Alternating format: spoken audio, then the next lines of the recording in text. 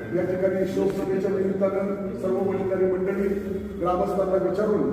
आपल्या धर्मनाथ देवस्थान ट्रस्टमधील सर्व ज्येष्ठ संचालकांना विचारून ग्रामस्थांना विचारून आपण या ठिकाणी या बैठकीमध्ये आज जो निर्णय घेतलेला आहे तो निर्णय अशा प्रकारे सर्वांनी सर्वांमध्ये संमत केलेला आहे की आपण या वर्षाचा जो उत्सव आणि सांस्कृतिक कार्यक्रम आणि बैलगाड्याच्या स्पर्धा आहे त्या पूर्णपणे रद्द केलेल्या आहे। परंतु आपल्या उत्सवाच्या निमित्तानं जे मानपूल आहे, जे अभिषेक आहे, दंडवत आहे आणि आपण पालखी संध्याकाळी जे निघणार आहे ते विधिवत सर्व या ठिकाणी आपल्या ग्रामसभेच्या वतीने होणार आहे आणि बाकीचे सांस्कृतिक कार्यक्रम आपण पूर्णपणे रद्द केलेले आहेत। बैलगाड्याच्या स्पर्धा सुद्धा रद्द केलेल्या आहेत। त्यामध्ये आज सकाळी महाराष्ट्र राज्याचे उपमुख्यमंत्री, पुणे जिल्ह्याचे पालकमंत्री आणि संपूर्ण महाराष्ट्राच्या तरुणांचं एक आशास्थान आणि राष्ट्रवादी काँग्रेस पक्षाचे अध्यक्ष आदरणीय अजितदादा पवार यांचं बारामती या ठिकाणी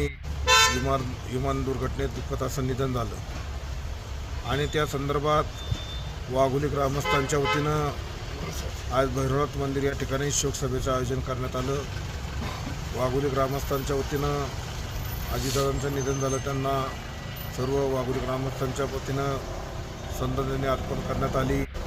त्याच पद्धतीनं वाघोली गावची यात्रा ही आजपासून सुरू होणार होती। आजपासून वाघोली गावच्या भैरवनाथ देवाच्या यात्रेनिमित्त बैलगाड्याच्या स्पर्धेला सुरुवात होणार होती, उद्घाटन झालं होतं, परंतु त्याच वेळेस ही दुःखद बातमी वाघोली ग्रामस्थांच्या कानावर पडली आणि वाघोली ग्रामस्थांच्या वतीनं निर्णय घेण्यात आला की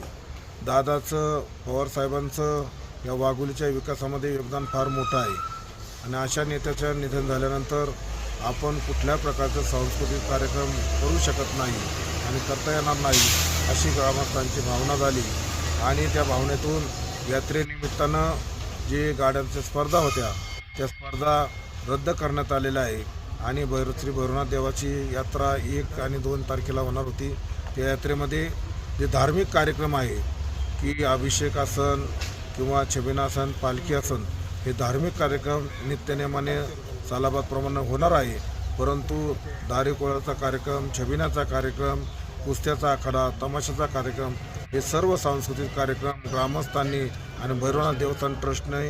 एकमतानं निर्णय घेऊन हे सर्व कार्यक्रम रद्द करण्यात आलेले आहे। त्यामध्ये बैलगाडीच्या स्पर्धा बी असतील, हे सर्व कार्यक्रम रद्द करण्यात आलेले आहे आणि हे कार्यक्रम